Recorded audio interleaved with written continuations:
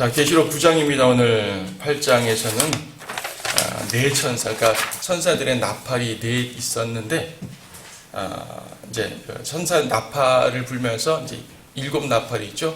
그 중에서 네 나팔이에요. 네 나팔. 그 중에서 오늘은 이제 나머지 세 나팔인데, 나머지 중에서도 이제 5번째, 6번째 두 나팔입니다. 7번째 나팔은 아직도 나오질 않아요. 특히 이 8장 13절 보게 되면 땅에 사는 자들에게 화 있으리라, 화 있으리라, 화 있으리라, 화를 3번 말했잖아요. 7나팔 중에서 뒤에 있는 3나팔, 5, 6, 7번 나팔이 특별히 화라고 나와 있습니다. 앞에 있는 4나팔도 하지만, 그래서 이제 9장에 보게 되면은 첫 번째 화, 두 번째 화, 그리고 뒤에 세 번째 화는 그 뒤에 나오게 되는 거죠. 이 두 화를 보게 됩니다. 5번째, 6번째, 5번째, 6번째 재앙입니다. 1절부터 읽겠습니다. 5째 천사가 나팔을 불 때 내가 보니 하늘에서 별 하나가 땅에 떨어지는데 그가 끝없이 깊은 구렁에 열쇠를 받더라. 그가 끝없이 깊은 구렁을 여니 큰 용광로의 연기 같은 연기가 그 구렁에서 올라오는데 해와 공기가 그 구렁의 연기로 말미암아 어두워지더라.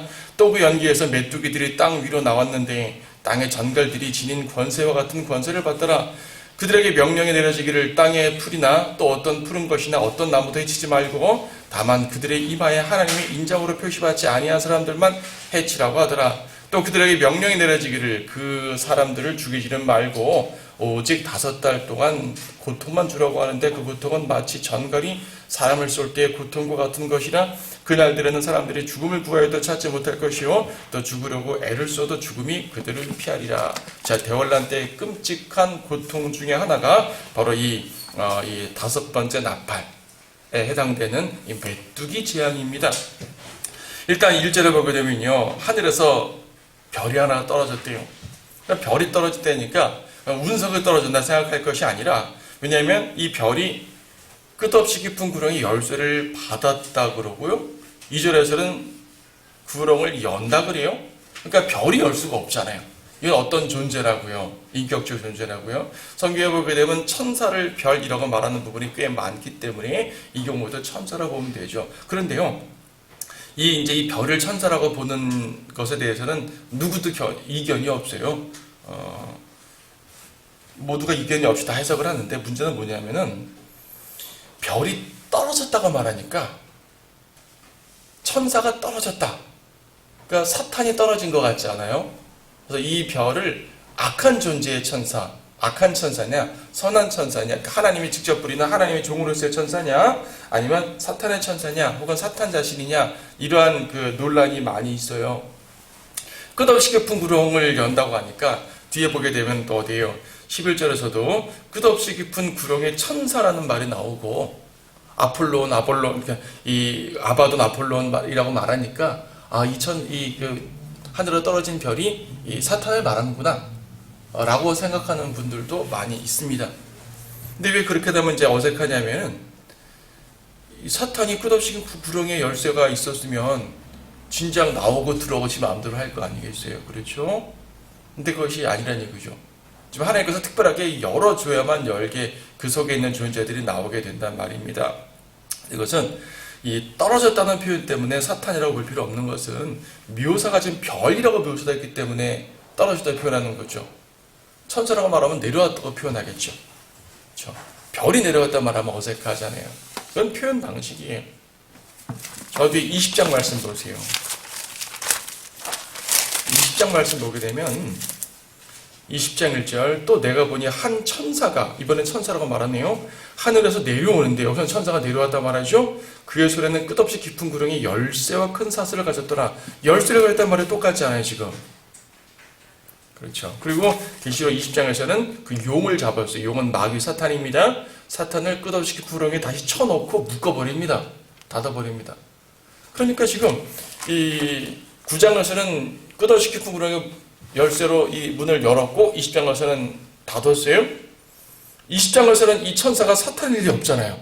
사탄을 집어넣고 닫았으니까. 그렇죠. 그래서 이 두 구절을 비교해 보게 되면, 9장에서의 이 떨어지는 별이라는 표현을 썼기 때문에 떨어졌다는 말을 썼을 뿐이지 사탄을 말하는 것은 아니다 라고 이해를 할 수가 있죠. 자, 하나님께서 지금 천사들을 통해서 역사하고 있습니다. 천사들을 통해 역사하고 있고 그 중에 어떤 천사를 부려가지고 좀 일을 시키는 거예요, 지금. 구렁이 열쇠를 여니까 어떻게 올라왔습니까? 큰 용광로에서 올라오는 것처럼 연기가 막 올라왔고요. 그 연기 때문에 하늘이 어두워질 정도라고 합니다. 그리고 연기 속에 3절에 보니까 메뚜기들이 막 나옵니다. 메뚜기. 근데 그냥 메뚜기가 아닙니다. 왜냐하면 3절에서 보게 되더라도 전갈들이 지닌 권세와 같은 권세를 가졌어요.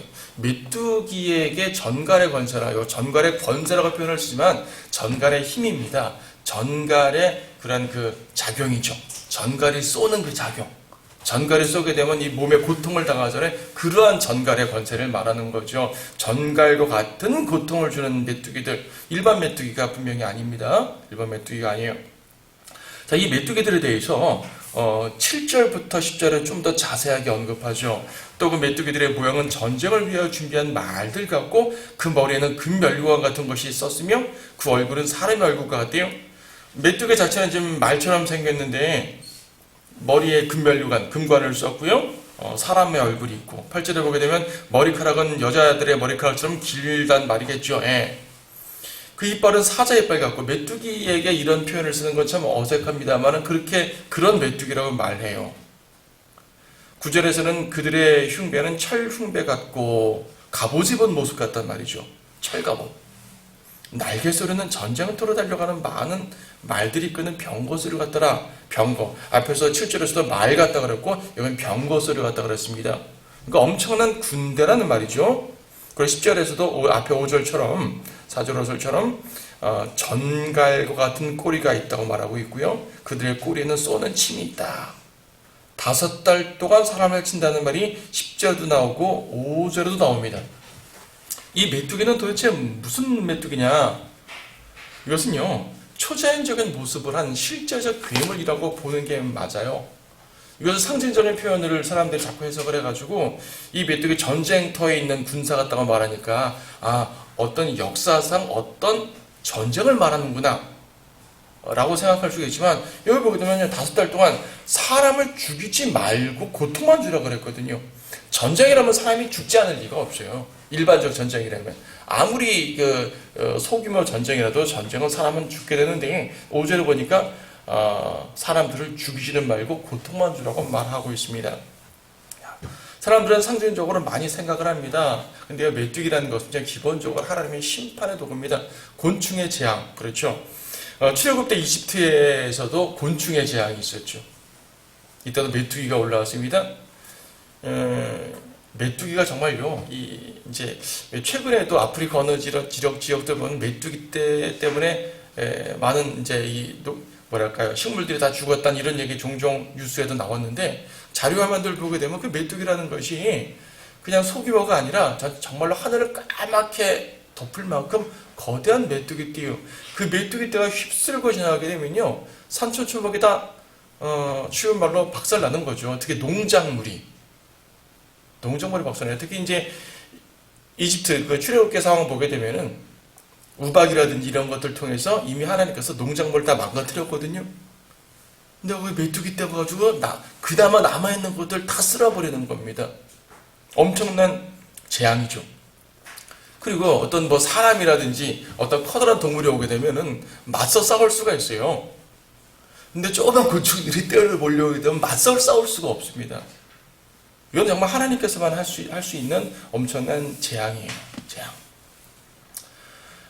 신명기에서도 앞으로 이스라엘 백성이 그 땅에서 하나님 말씀 제대로 듣지 않게 되면 메뚜기가 와서 다 먹어버릴 것이라는 재앙을 한 적도 있었죠. 요엘서 1장 4절 보게 되면은 당시 요엘 시대에 이스라엘의 실제적인 메뚜기 떼가 휩쓸고 간 그런 기록이 나옵니다. 미래에 대한 예언도 예언이지만은 당시의 역사 속에도 그런 재앙이 있었던 얘기예요. 근데 대월날 때 그러한 재앙이 다시 한번 등장한다는 것입니다. 그것도 그냥 메뚜기가 아니라 초자연적인 메뚜기예요. 자, 전갈의 권세라고 아까 말씀드렸는데 전갈처럼 쏘며 5달 동안 괴롭힙니다. 전갈에 전 물려보지 않았지만요, 우리 여름에 좀 독한 벌레에 물리면 퉁퉁 붓고 그렇잖아요. 그걸 좀 가려워서 긁으면 좀 시원해지고, 우리 요새 약도 좋은 거 많이 나왔으니까 좀 바르면 좀 없어지고요. 그렇습니다. 하지만 좀 말라리아 모기 같은 거 이제 물리게 되게 되면 사람이 죽기까지 할 치명적으로 되잖아요. 전갈로 지구상에 존재하는 전갈의 종류가 꽤 많답니다.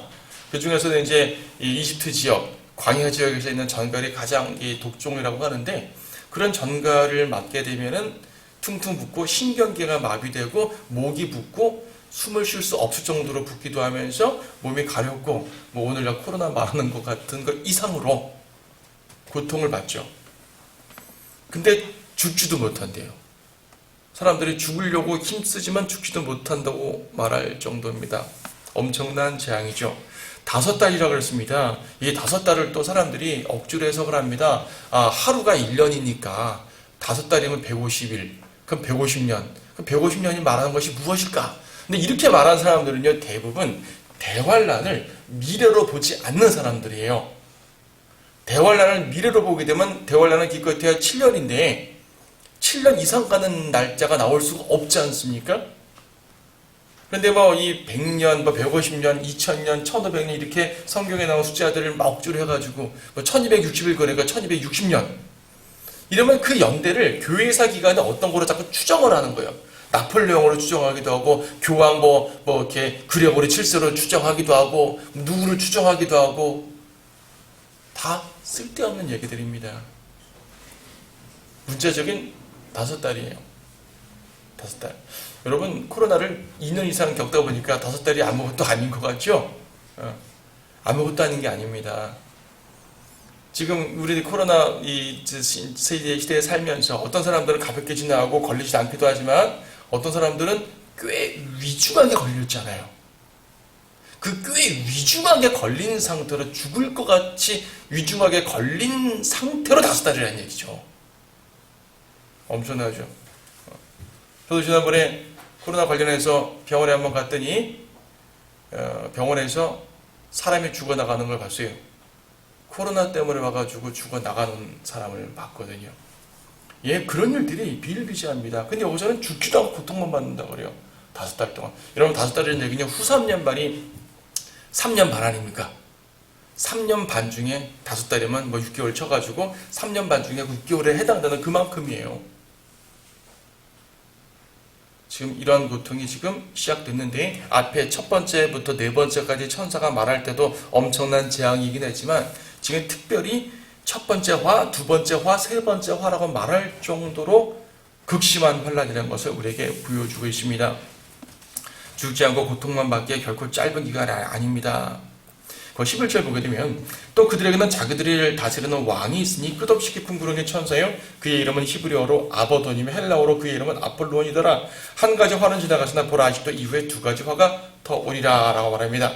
여기서 왕이 있다 그랬어요. 잠언에 보게 되면요, 이 메뚜기들, 기본 메뚜기들은 왕이 없죠.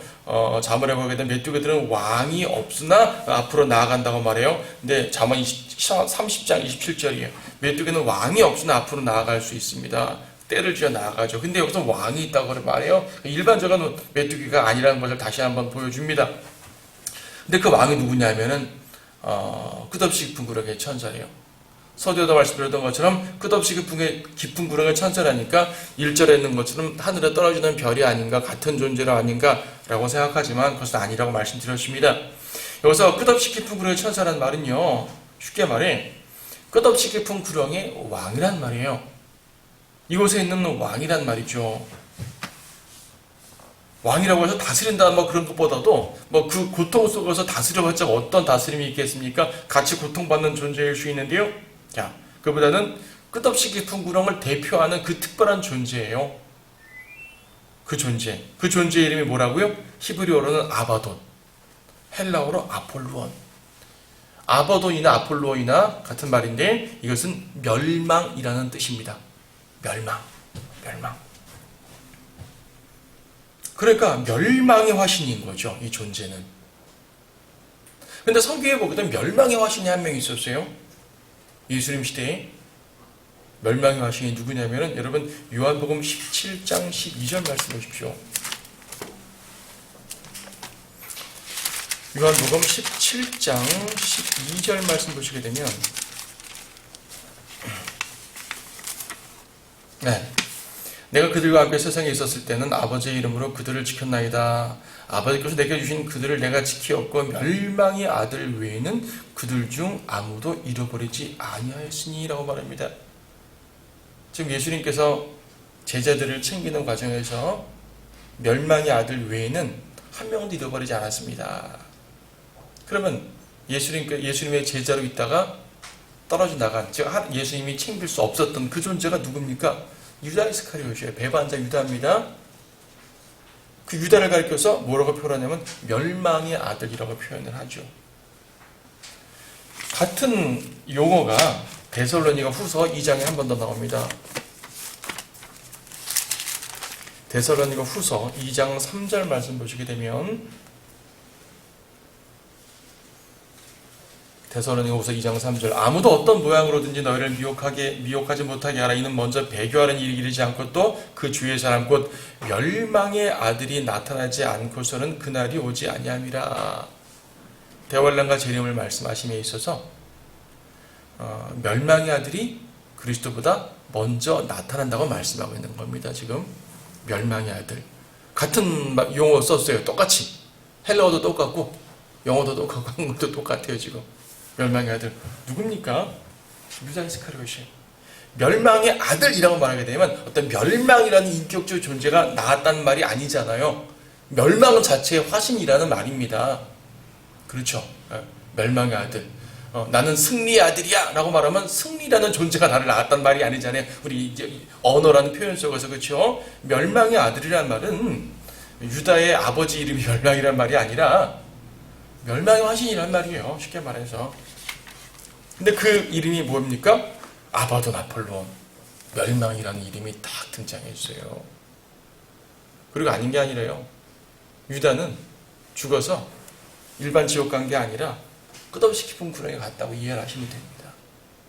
이건 이제 뒤에 17장 볼 때 다시 한번 좀 자세히 나오겠지만 어쨌든 이 존재가 지금 그 안에 있는 것이죠. 그리고 이제 그 안에 있던 초자연적인 메뚜기들이 밑에서부터 봉인이 풀리니까 올라와가지고 이제 온 세상을 괴롭게 합니다. 이것이 한 가지 화가 지나갔다. 5번째 나팔의 재앙이 첫 번째 화였어요. 그럼 앞으로 2가지 화가 더 오리라. 자, 2번째를 설명합니다. 13절입니다.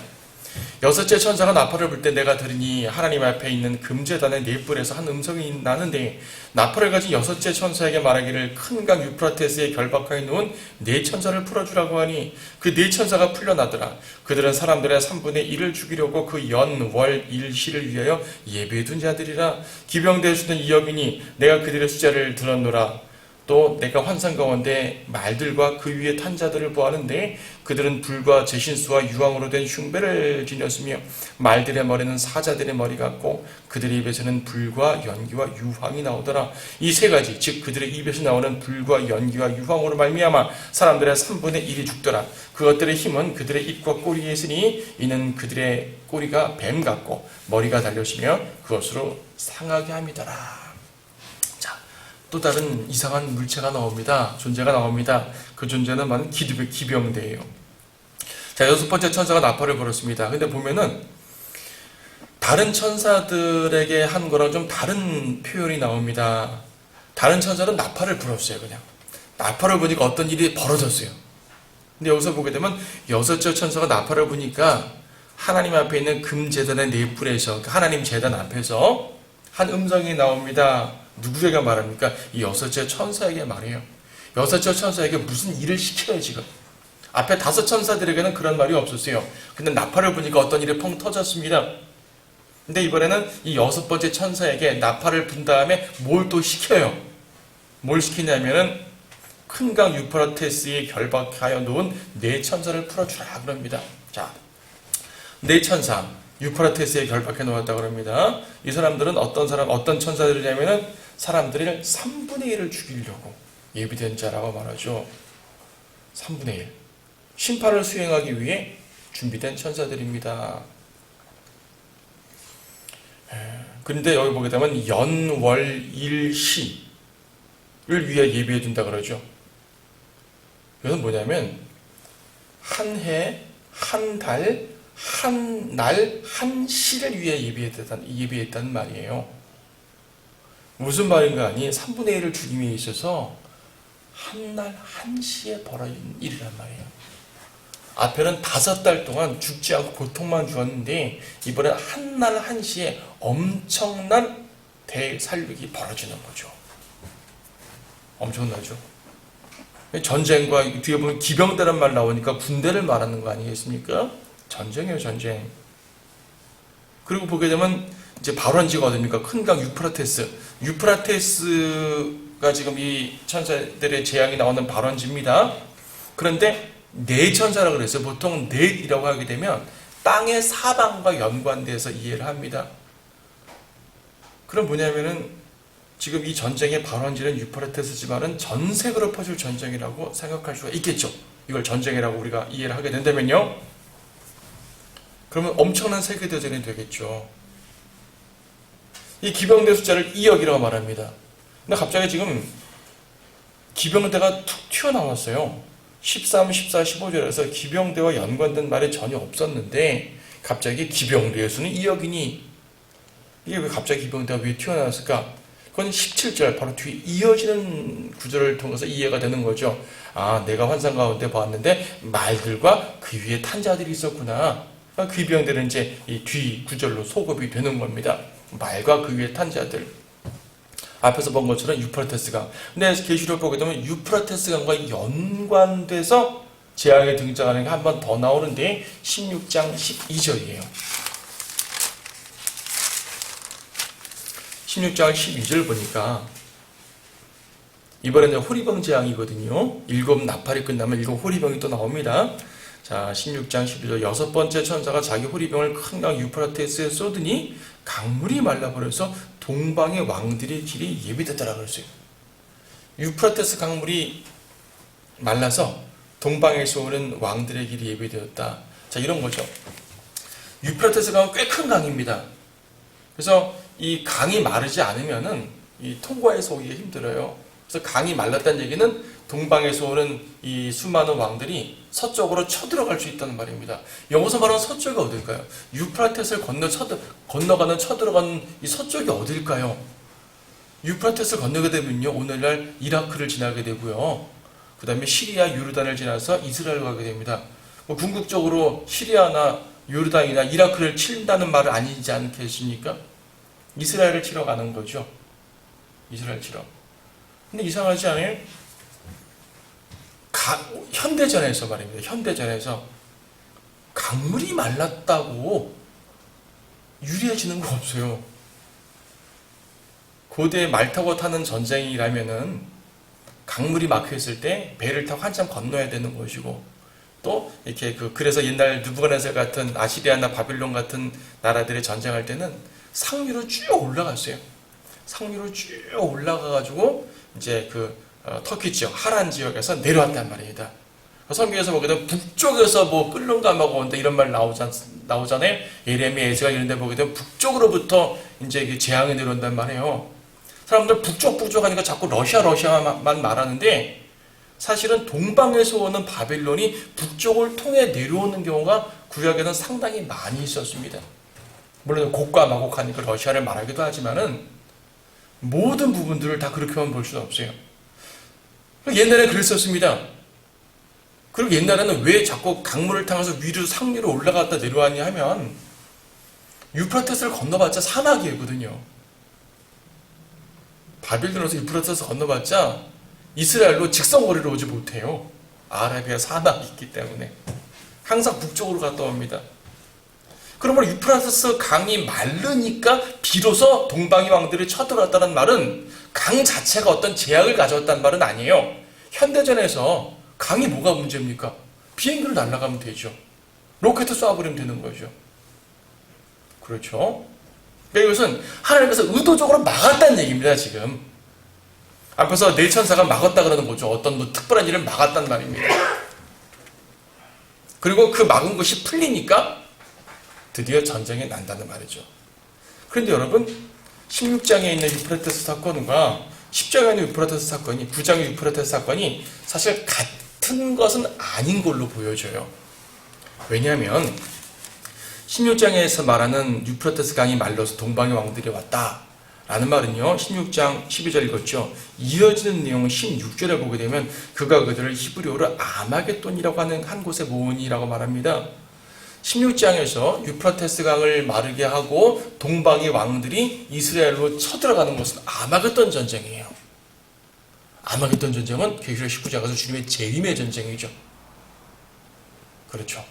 적그리스도가 그의 군대를 모아서 하늘로부터 내려오신 예수님을 대항해 전쟁하는데 예수님은 내려오면서 그들을 다 멸해버리는 그 전쟁이 아마겟돈 전쟁입니다. 즉 아마겟돈 전쟁은 곧 재림이에요.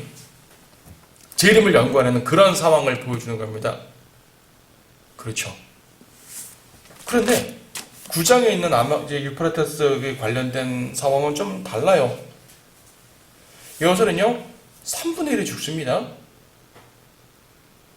그리고 뒤에 20절에 보게 되면 그리고 이러한 재앙으로 죽지 않은 나머지 사람들은 회개하지 않고 우상숭배를 한대요. 여전히.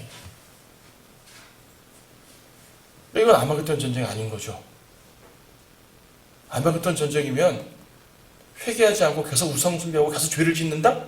말이 안 됩니다. 주님이 내려오셔가지고 완전히 심판해버리시고 완전히 끝장내버리실 텐데 무슨 그들이 우상숭배를 더하고 말 일이 있겠어요. 이거는 대환란 중에 있는 사건을 말하는 거예요. 아마겟돈 전쟁도 엄청난 전쟁이지만 이 전쟁도 엄청난 전쟁입니다. 우리는 이미 앞에서요. 어디요? 6장 8절인가요? 여기든 이제 그 네 번째 말이 출현했을 때 땅의 4분의 1을 죽인다 그랬습니다. 땅의 4분의 1을 죽였는데 여기는 이 4분의 1이 죽고 나머지 4분의 3 중에서 3분의 1이 또 죽는 거예요. 그럼 뭡니까? 산술적으로 말하면은 절반이 죽는 거예요. 역사상 이러한 전쟁은 없었습니다. 그렇죠. 1차 대전도요. 1914년부터 18년까지 5년 동안 펼쳐진 전쟁에서 많은 사람이 죽었다 하고 제가 정확히 수치는 모르겠습니다. 2차 세계대전도 꽤 한 10년 이상 펼쳐진 그 전쟁 속에서 수많은 사람들이 죽었는데 대환란은 7년입니다. 7년 내내 전쟁을 하는 것도 아니에요 또. 그렇죠? 근데 그 중에서 절반을 죽는다는 말이죠. 이것을 상징적으로 해석해야 될까요? 이걸 상징적으로 해석하게 되면은 이러한 것을 믿지 않겠다는 말이죠. 이런 일은 벌어지게 됩니다. 대환란 때 벌어지게 됩니다. 자, 이 기병대에 대해서 좀 더 살펴봅니다. 기병대, 이 17절에 보니까 이 기병대를 묘사하는데 말들과 그 위에 탄 자들을 보니까 불과 제신스와 유황으로 된 흉배를 입었습니다. 갑옷을 입은 거죠. 이제 흉배라는 것은 이제 가슴 가리개니까 갑옷에서 불과 제신스와 유황. 제신스란 말은 이제 어떻게 번역하기 힘들어서 이렇게 음역을 한 것 같은데 이거는 뭐냐면은 이제 검붉은 빛이 감도는 보석이에요. 혹은 검붉은 빛을 말하기도 하고 검붉은 빛을 말하는 보석을 말하기도 합니다. 근데 개혁성경에서는 이 제신스를 표현하지 않고 이것을 빛으로 본 것 같아요. 그래서 이것을 불과 제신스와 유황이라고 하지 않고 이제 불빛 그리고 이제 제신스를 이제 검붉은 색이라 그러는데 이것을 무슨 색으로 이해를 해가지고 뭐 청홍빛인가 그런 식으로 빛으로 말하고요. 유황은 유황빛, 노란색 이런 식으로 이해를 한 것 같아요. 어쨌든 빛이나 색으로 이해를 했는데 제가 볼 땐 빛이나 색이 아니라 불타는 갑옷을 입은 모습이라고 보여지는 것 같습니다. 그 유황이라는 말 자체에서 우리는 끔찍한 지옥의 모습을 연상할 수가 있죠. 자, 그리고 이 말의 모습은 어떻습니까? 17절에 이제 탄 사람은 그런 모습이었고 말의 모습은 머리는 사자 같고 약간 메뚜기랑 비슷하죠? 입에서는 불과 연기와 유황이 나온다고 합니다. 그리고 이 불과 연기와 유황 때문에 많은 사람이 죽는다고 말하고요.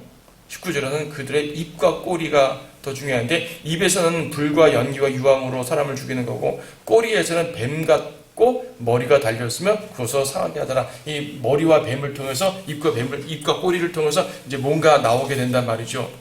이것도 이 다섯 번째 재앙처럼, 메뚜기처럼 초제한적인 기병대라고 말할 수도 있어요. 그렇게 말할 수도 있지만은 여기서는 기병대란 말이 분명히 주어졌기 때문에 어떤 군대 혹은 전쟁이라고 이해를 할 수 있을 것 같습니다. 특히 말한 것처럼 불과 연기와 유황으로 죽인다. 핵폭탄을 연상하지 않습니까? 핵폭탄? 여러분, 히로시마와 나가사키에 핵폭탄이, 원자폭탄에 터졌을 때 엄청난 섬광이 일어났잖아요. 그리고 버섯구름이 일어났고 폭풍으로 죽은 사람이 대부분이고요.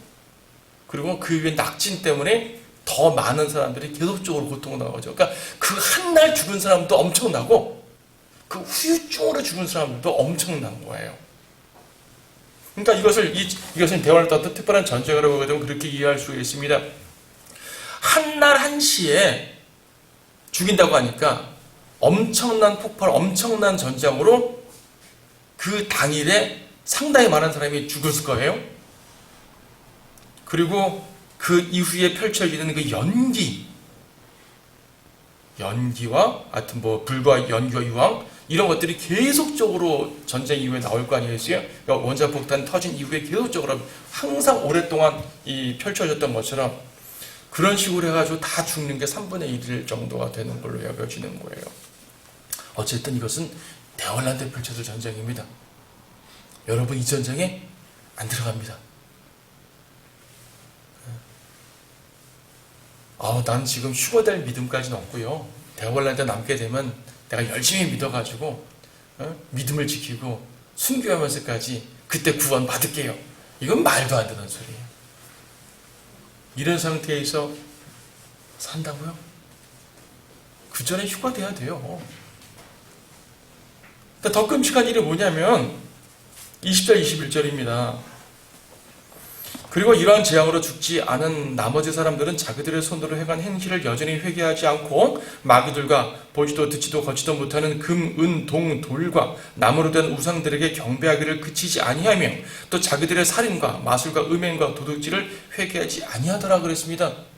자, 이러한 끔찍한 재앙을 당하고도 회개하지 않는다. 회개하지 않아요. 이런 끔찍한 재앙 이후에 회개를 한다면 주님께서 이 대환란을 통해 가지고 많은 사람 구원할 수 있겠죠. 근데 그렇지 않습니다. 그렇지 않아요. 아까 말한 것처럼 이 재앙 이후에 사람들이 회개하지 않고 여전히 죄를 짓는다라는 말을 통해 이 재앙 자체는 남아있던 전쟁은 아니다라는 것을 설명을 드렸고요. 범죄와 우상 숭배에 대해서 우리는 교훈을 받아야 됩니다. 이건 대환란 때 모습이고 따지면 사실 인간 본질의 모습이거든요. 인간 본질이요. 대환란 때만 이런 것이 아니라 현재에도 그렇습니다. 인간 본질은 어디 가지 않아요. 인간의 죄악된 본질은 어디 가지 않습니다. 이거 보게 되면 어떤 죄를 짓습니까? 회개하지 않고 21절에 자기들의 손으로 행한 행실을 회개하지 않고요. 그 죄악들을 회개하지 않고 21절에도 살인과 마술과 음행과 도둑질 회개하지 않습니다. 즉 행실을 회개하지 않습니다. 범죄를 회개하지 않습니다. 무신론자들이죠. 이러한 엄청난 재앙, 이건 자연 파괴 때문에 일어난 것 뿐이야. 하나님 일은 없어. 나의 도덕성과는 관계없어. 하나님의 심판을 인정하지 않고 그냥 죄를 짓습니다. 오히려 당장 내일 죽을 거니까 나는 죄 짓고 죽겠다. 어떤 사람들이 그런 얘기를 했다 그래요. 당장 내일 종말이 오게 되면 당신은 뭐 하겠습니까? 나 실컷 죄 짓겠습니다. 실컷 방탕하겠습니다. 술 먹겠습니다. 나쁜 짓 하겠습니다. 어차피 내일 끝날 텐데 이렇게 말하는 사람들을 들어보거든요. 하나님을 인정하지 않는 사람들은 죽음 앞에서 더 담대해지는 법이에요. 어차피 고통받다 죽으나 남에게 고통을 주다 벌받으나 똑같단 말입니다. 그들이 볼 때는 무신론자들이죠. 유신론자들도 있어요. 신을 인정하는 자들도 많아요. 전 세계의 3분의 1 이상, 3분의 1이 뭐예요? 반 이상은요. 아니죠. 4분의 3 정도는 신을 인정해요. 어떤 형태든지 간에. 우리 그리스도인들이 믿는 전능하신 하나님 말고 어쨌든 초자연적인 존재를 인정한다고요. 이슬람교 전 세계 4분의 1이거든요. 카톨릭, 토속신앙 다 합치게 되면 어떤 형태든지 간에 신을 인정합니다. 근데요, 그들은 그 신이 재앙을 내린다는 확실한 생각을 갖지 못해요. 오히려 그 신들에게 도와달라는 말만 하겠죠. 그래서 우상들에게 더 경배를 합니다. 숭배를 하게 됩니다.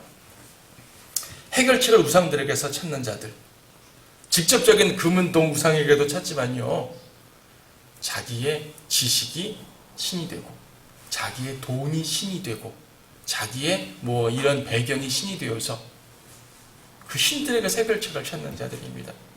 하나님께 해결책을 찾지 않아요. 얼마 전에 보니까요, 지금 템플스테이 한다고요. 템플스테이에 절에서 하는 거, 템플스테이에 참석하는 사람 중에 10분의 1이 기독교인이래요. 개신교인. 천주교까지 하시게 되면은 5분의 1이 하여튼 하나님을 믿는다는 사람들이 템플스테이 참석한다고 그래요. 왜 참석하냐? 자기 수양을 한다고, 자기 성찰을 한다고. 그럼 자기 성찰을 왜 꼭 절에 가서 해야 되죠? 자기 성찰이 뭐예요? 성경적으로 말하면 자기 성찰이라는 것은요, 하나님 앞에서 자신의 존재를 온전히 돌아다보는 게 자기 성찰 아니겠습니까? 하나님 앞에서 나의 존재를 온전히 들여다보니까 나는 죄인이에요. 나는 연약한 자예요. 나는 무능한 자예요. 오직 하나님의 도움만 필요합니다. 주님의 구원만 필요합니다. 그런 죄인이란 말이에요. 이게 자기 성찰이에요. 이 자기 성찰을 어디 가서 합니까? 하나님 앞에서 해야죠. 그 교회 건물에 나올 필요는 없어요. 하나님 앞에서 해야죠. 하나님 앞에서 자기 성찰하지 않고 자기의 죄를 돌아보지 않고 무조건 복 주십시오, 고통이 지나가게 해주십시오.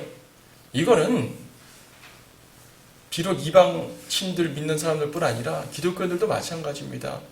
자기를 제대로 성찰하지 않고, 즉 자기의 죄인됨을 제대로 고백하지 않고 고통만 없게 해주십시오, 복받게 해주십시오. 그 우상숭배는 다를 게 뭐가 있겠습니까? 그렇죠. 그래서 지금 이런 모습은 대월란 때 끔찍한 모습을 보여주기도 하지만 인간의 기본적인 죄악된 모습이란 걸, 인간의 본질을 보여주는 것입니다. 그래서 하나님께서는 심판을 더 하셔야 되는 것이고 아직 세 번째 화가 남아있는 것입니다. 자, 오늘 여기까지 보시고요. 주님 안에서 자기 자신을 더욱더 돌아보면서 주님을 더욱더 바라보는 여러분들 모두가 됐으면 좋겠습니다.